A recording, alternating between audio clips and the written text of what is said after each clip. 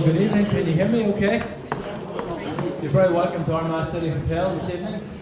Portadown Armagh Religious Society public meeting this evening.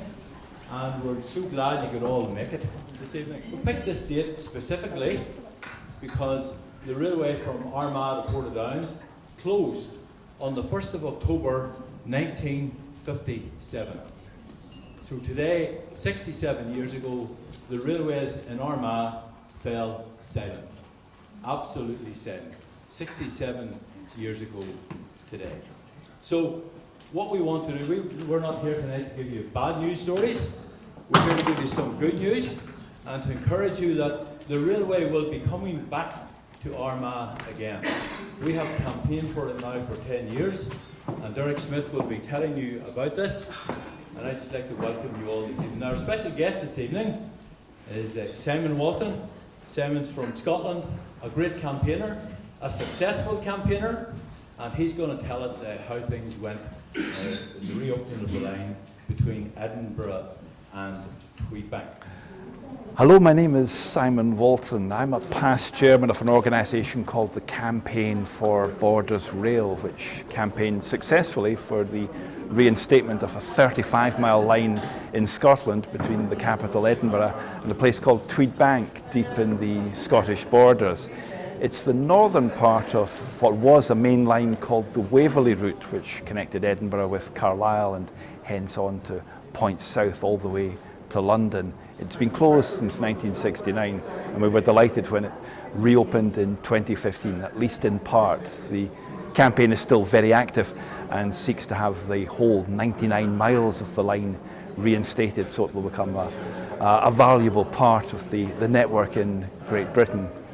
I guess it was that work that raised awareness with William and the team here at the Portadown Armagh Railway Society, who have quite modest ambitions to begin with, actually, to have the 10 miles between Armagh and Portadown reinstated. But there are actually quite a number of similarities between their project and the project that I've been involved with, and that's why I've been invited to speak at this meeting. Armagh is similar in size to the major population centres in the borders of Galashiels and Howick, which we want to see reinstated as parts of the network in Great Britain. And I guess the message that I want to get across here is that campaigning is worth it, and directing your campaign efforts in the right way will yield results. And I stand here as someone who's travelled on that royal train for the official opening of the Borders Railway as proof that that does happen. It doesn't happen overnight, it does take a while. The campaign for Borders Rail has been active since 1999, and it took until 2015 before we saw the first services. And I really think of that as really the start of the campaign's work, because we've been advocates ever since for an improved service and indeed for extension. And I see many parallels in the way that PARS here parallels the ambitions of the Campaign for Borders Rail, perhaps maybe a decade behind, but I hope that they'll certainly catch up and that we will see the rails laid in Armagh much sooner than that, and perhaps going on further. This could be the start of something really big. It certainly will be the start of something big for Armagh and the lands beyond.